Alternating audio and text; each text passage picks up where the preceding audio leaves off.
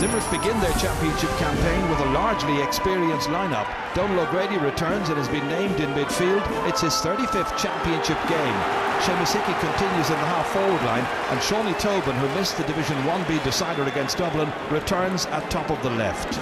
Tipperary, meanwhile, make 5 changes from the team which started the league final. Brendan Cummins is back in goal, Paddy Stapleton at right full, John O'Brien at half-forward, and Seamus Callanan at number 14. The 5th change sees Pa Burke replace Jason Ford, who's ill, unfortunately, on a day when Kieran Bergen makes his championship debut. Referee Brian Gavitt from Offaly gets the match underway, and it is Tipperary who won the toss. They're playing from left to right in the first half, which means their forwards are going to be shooting into an end of the ground which isn't populated. It's the one part of the ground, the city end, which doesn't have any spectators today, but it's a very good crowd here on a balmy hot afternoon, and Tipperary can launch the first attack. Brendan Maher didn't make the greatest of connections, and Stephen Walsh comes across, collects it here, dishes it out there as far as Paul Brown. Chance for Limerick now to get the first attack underway here in earnest. Shawnee Tobin really trying to make more of an angle and enterprisingly playing it back here towards Donal O'Grady, galloping forward, and he's put that one over the bar. It's a very good start for Limerick. After 43 seconds, Donal O'Grady gets the first point of the match. Well, that's exactly the start that they have been looking for. Tip were on the attack, didn't make anything of it, but Limerick got down the other end, got the first score. Paul Brown avoids the hook, gets it inside here. Dangerous moment. It's forward for Declan Hannon. That should go over the bar, and does. The pass came from Shawnee Tobin. The final shot was by Declan Hannon, and Limerick lead the match by 3 points to 1.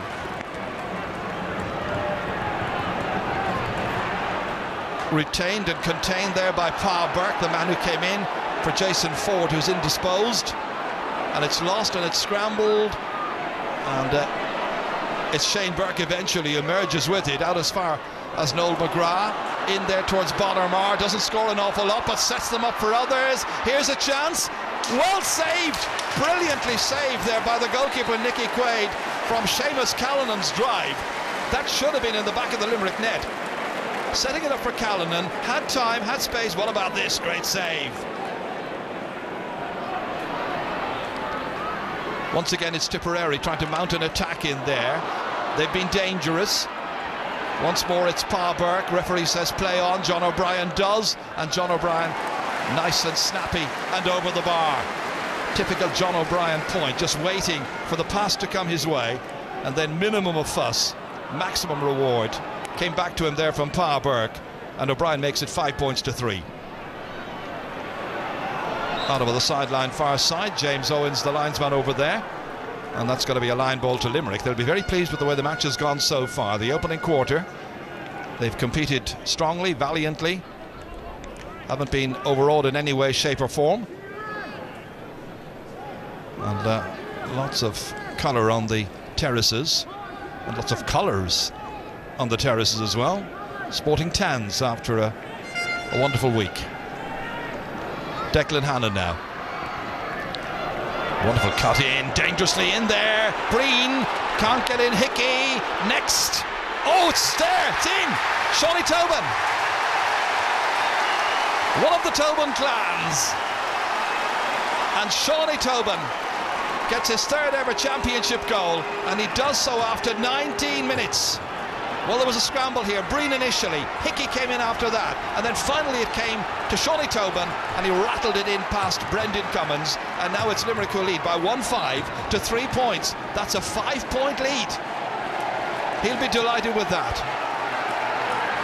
Well, that is a goal that really sets up this match, delights the Limerick fans. And Pa Burke with a response immediately over on that far side. The man who's come into the Tipperary team for Jason Ford gets his first point of the afternoon and puts 4 points between the teams again. Well, that's a quick response. He's beaten. Tipperary will want to be beaten as a team, however. Back come Limerick. David Breen. Huge one from David Breen. That's gone over the bar. Magnificently done by David Breen. Well, he's scored 2-3 in 5 championship matches last season. John Allen making the notes. He'd be very, very pleased at this stage. That delivery by Noel McGrath. kept in there by Seamus Callanan. Callanan now trying to steal a march there against Richie McCarthy. Still there, and it's missed right across the face of goal. One of those days when nothing will happen for Tipperary. They've had so many goal chances, and Callanan's had one here. He made it himself, but it's just not coming off for them. We're in the 24th minute. Well, he was playing ducks and drakes with that full back line. Quaid came out, powerless to stop the shot, and the shot trickled wide.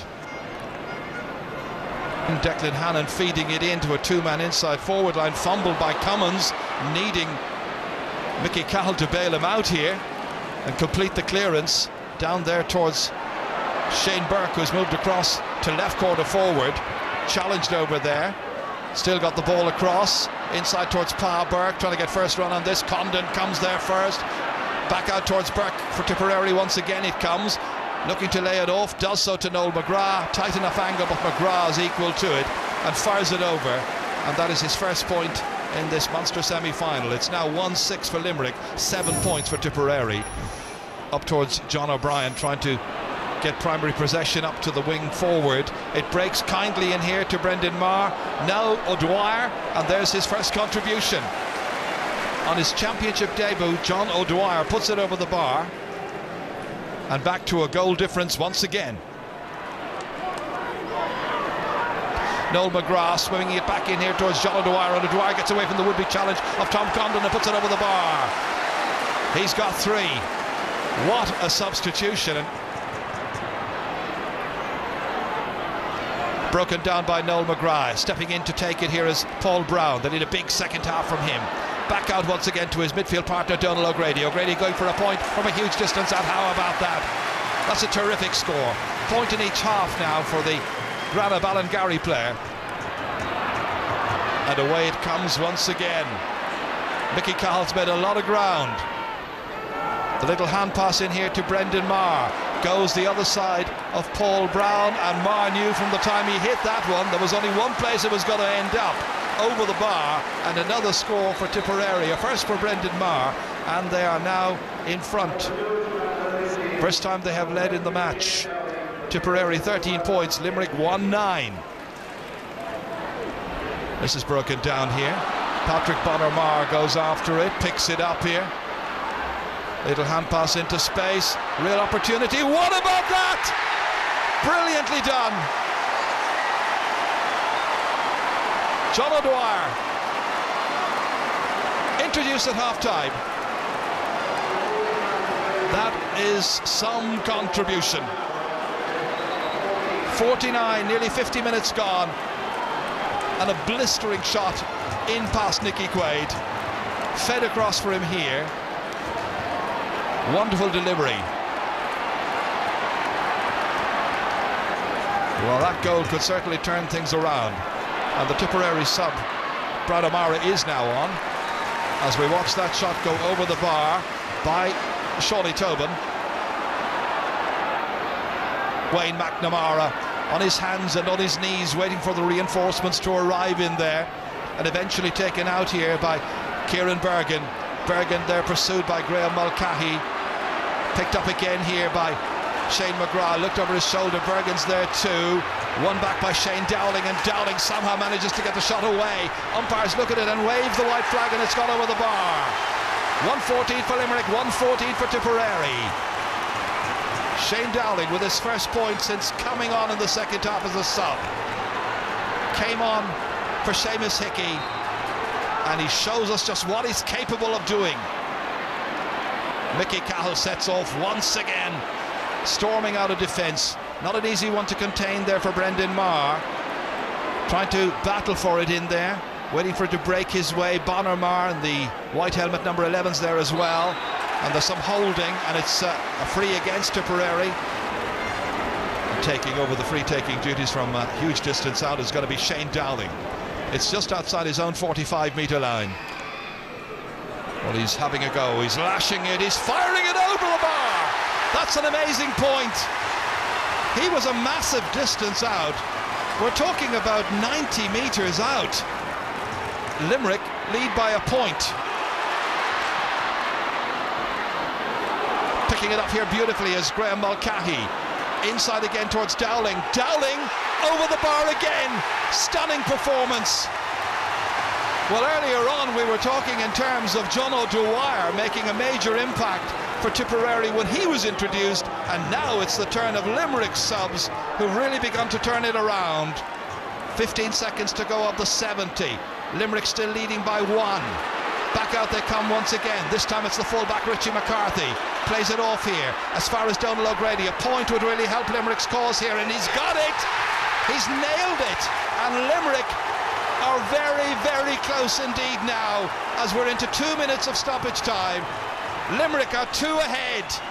Can they stay there? How's it going to finish?